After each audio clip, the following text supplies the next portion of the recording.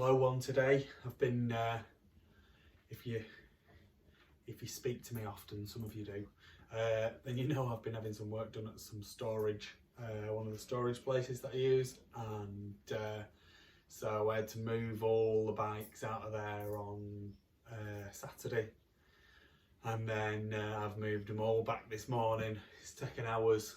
A little bit more organised in there now, which is always good, and it's made me think that I need to get this place a little bit more organised, so I might have a bit of a go at that at the weekend.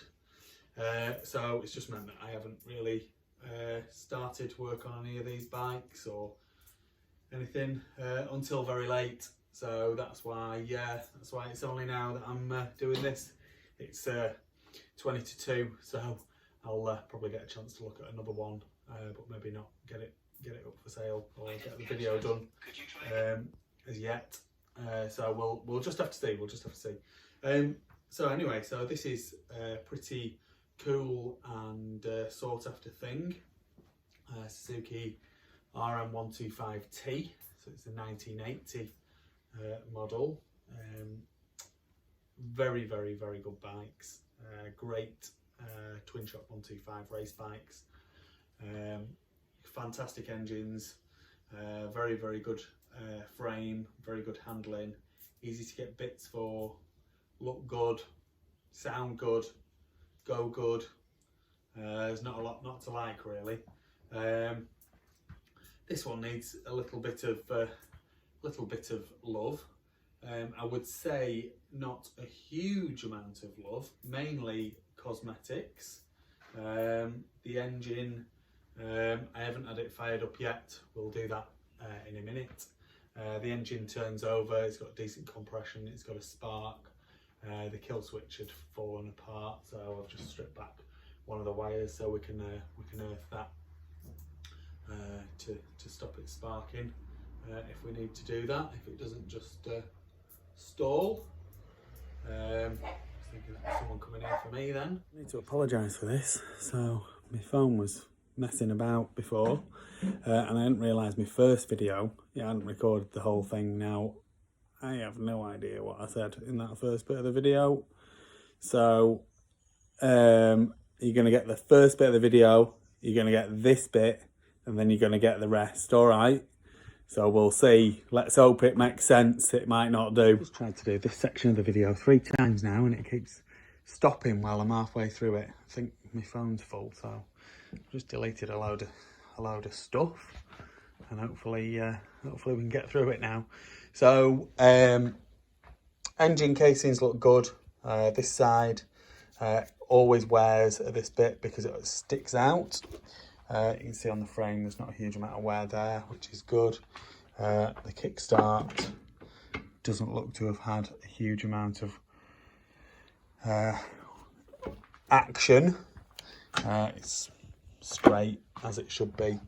The pipe is dented. It's not really dented around here, but there is a dent by the exhaust port. Should blow out that, I would say. The cosmetics, the tank lets it down, the plastics let it down. I would say changing those two things, having the tank polished up, changing the plastics, some stickers is going to make the world of difference to this bike. The front forks, this right hand side one, the chrome has started going through, and it's started going through near the top here as well. But it's only just starting to go through, so probably I would clean that up with a bit of tin foil and then run it, and then just see if I start going through lots of fork seals, then I'd look at having those re-chromed or try and find some new ones. You may find that it isn't so bad on fork seals, to be honest. The front rim has got a split in it, so that is something that you would want to either get it re-rimmed or find a new front wheel for it. This side of the fork is not bad at all. It's a slight bit of pitting at the top again, but nothing major. Like I say, it's up to you. I would attempt to run it like that. This side, not a lot of wear on the engine at all. It's got the chain guard on there, and it's also got what I think is the original gear lever, which is a nice thing. Another thing is the shocks, the rear shocks. They're not the stock shocks, and the chrome has gone through on the shock shaft on there too, so you'd want to find a new set of shocks for that. Don't think those ones are worth getting repaired at all, so they're only cheap like copy ones. It's got the nice aluminium swing arm, which I'm sure is a standard feature on this particular bike. The 1980 I'm sure came with that aluminium swing arm. Nice chunky aluminium swing arm. It's a decent bit of kit, that. The rear rim has had a bit of damage here, but other than that I would say is okay. Certainly be alright for racing anyway. Rear silencer I don't think is the right one. It does fit to a fashion. Someone has, I think they've drilled the rivets out to repack it and then not riveted it back very well, so it's all a bit wobbly, and then they've made this plate here to fit it, so I want to do a bit of work with that, I think. But all in all, she looks pretty good. Looks very good, in fact. Will be not difficult to restore that bike. It's certainly not difficult to get it ready to race. Let's get the gearbox check done, and then let's see if we can get her fired up, and then might just take her for a little ride down the road as well. There we go, gearbox check.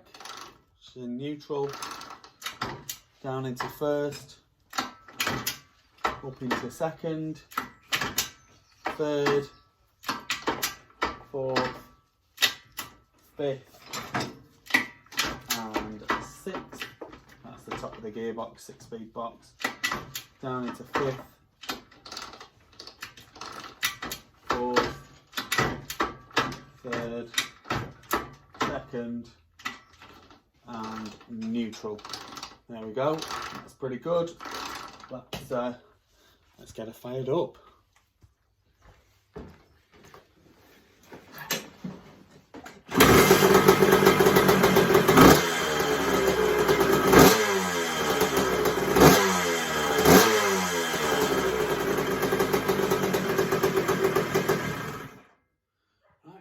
Some fuel in her into the tank, and then take her up the road.